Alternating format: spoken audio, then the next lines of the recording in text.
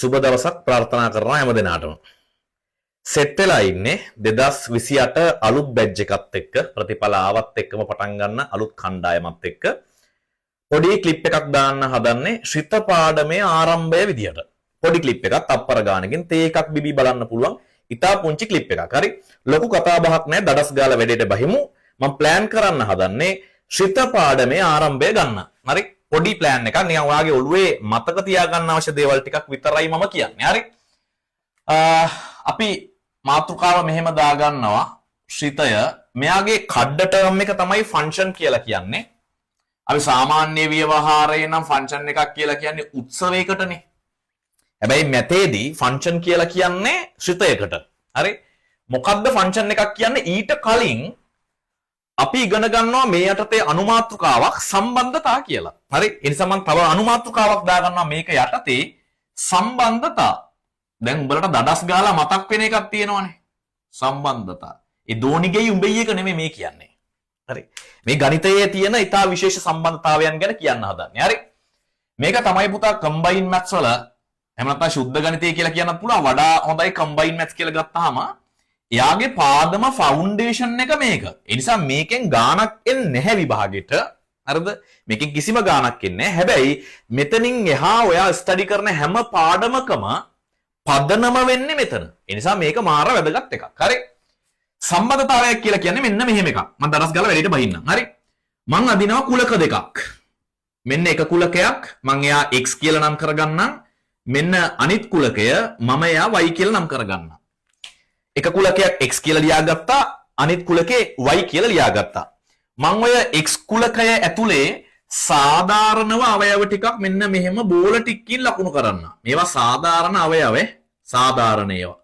දැන් ඉලක්කම් වගේ දැම්මොත් අසාධාරණයිනේ. ඒකයි මේවා නිකන් චිත්‍රයක් දාගන්න පොඩි බෝල ටිකක් ඇඳගන්න. හරි.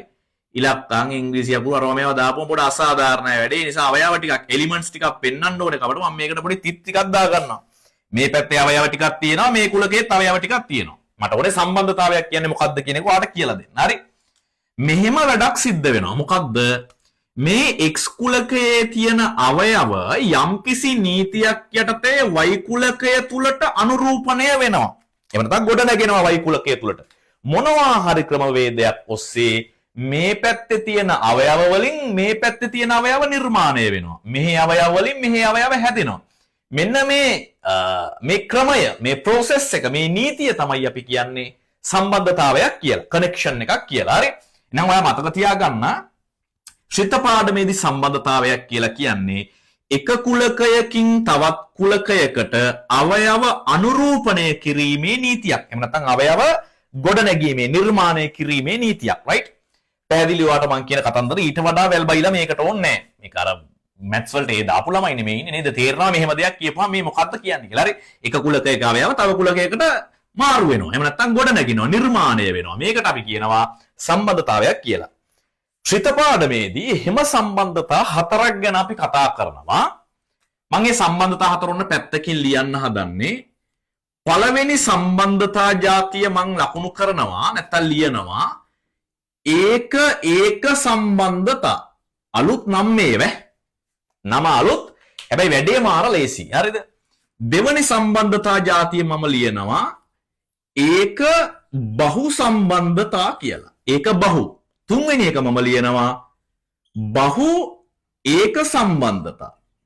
දැන් ඔබට රටාවක් අහුවෙලා ඇති. ඒක මේක නෙමෙයි. ඒක බහු ඊළඟට බහු ඒක. දැන් හතරවෙනි එක දරස් ගාලා මයින් කරපන්. බහු නිකන් බල්ලන්ගේ සම්බන්ධතාවයක් වගේ. බහු සම්බන්ධතාවය. පුතා සම්බන්ධතාව ගැන එපමණයි. මේවා මොනවද කියලා ඊළඟ ක්ලිප් එකෙන් අපි කතා කරමු. ඒක සම්බන්ධතාවය, ඒක බහු සම්බන්ධතාවය, බහු ඒක සම්බන්ධතාවය, බහු සම්බන්ධතාවය.